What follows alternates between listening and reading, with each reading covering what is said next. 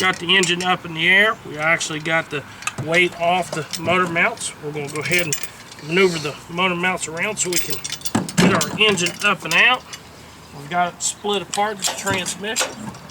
She's coming right apart. She's looking pretty good. We're going to go ahead and, I like this big screwdriver that I have. Helps me work them out. So here she comes. She's apart. I put a jack underneath the transmission so the transmission won't slam around.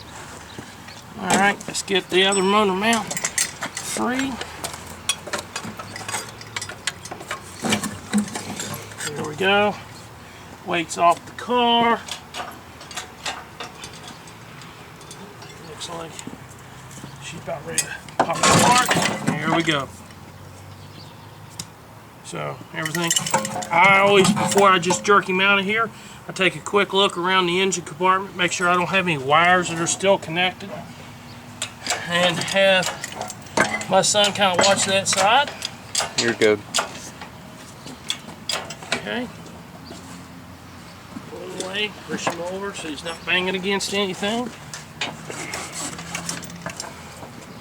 Just keep a little tension on that for me.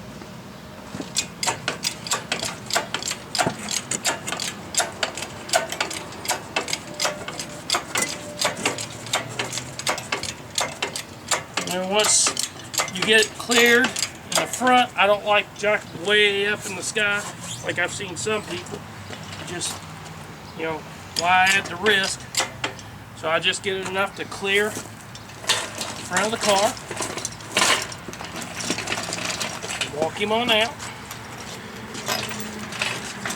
And as soon as I get him clear, I bring it down to a mountable level.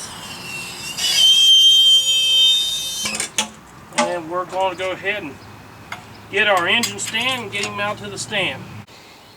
Well, it's the next morning. We had a good rainstorm breeze in last night. I'm stripping it down right now. Pulled the clutch off, pressure plate off the back of the motor. Flywheel has a little scarring on it, so we're probably going to end up sending the flywheel out and have it turned just to clean it up. Other than that, moving right along, and we are going to go ahead and take off the flywheel bolts. As you can see, there's a little metal tab. The tabs have to be bent back to release the bolts, but other than that, pretty fair and easy job. It appears that the rings on the flywheel, the ring gear, is just chewed up. Somebody's just been grinding away at it, so it is in pretty poor shape. So we'll have to look at replacing the flywheel, or we're going to have to look at perhaps getting a new ring gear put on it. Got the engine set on the stand. Best I can generally do to get the stand head on is about 3 bolts. I know should have 4 in it, but where these motors in the back are so small, I can never get all 4 of them in there. So what I generally do, I get 3 good and snug, and I tuck my 4th up underneath there, so it gives me plenty of room to wheel the crank over and so forth, and it does a fairly decent job. So next up, we'll go ahead and mount it onto the stand, get the pressure washer out, and clean him up a little bit before we start disassembling. Alright, we have our engine all cleaned up, got it degreased. It's actually looking pretty good. This is one of the most important steps in your engine rebuild, in my opinion, is because it'll save you a lot of time and hassle later on once you get it in the garage and you start disassembling it, and you don't have to fiddle with all the grease all over your hands and so forth. Also, it'll allow you to do a better job on inspecting your parts.